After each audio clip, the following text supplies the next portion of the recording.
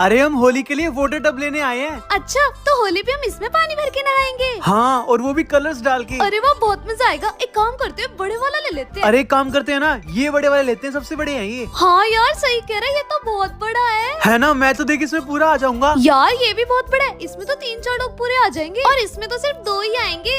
हाँ सही कह रही है, इसमें तो बैठ के 4 जने लूडो भी खेल सकते हैं। हाँ, और उनो भी खेलेंगे। मैं एक बार इसमें बैठ के देखता हूँ कैसा लगता है। ठीक है, मैं भी आ रही हूँ। वाह यार, कितना मजा आएगा इसमें। चल एक बार इसमें बैठ के देखते हैं, एक बार इसमें हवा भर जाए। अरे हाँ, ये तो 4 सीटर है। चलिए भूल गए, इसमें हवा भर के चला रहा, इसमें बैठ के देखते हैं। यार ये ना मुझे थोड़ा छोटे बच्चों का लग रहा है। हाँ, पानी तो आएगा ही नहीं यहाँ तक, वो वाला ले लेते हैं फिर। हाँ यार, यही वाला ठीक है, यही लेते हैं। हाँ ठीक।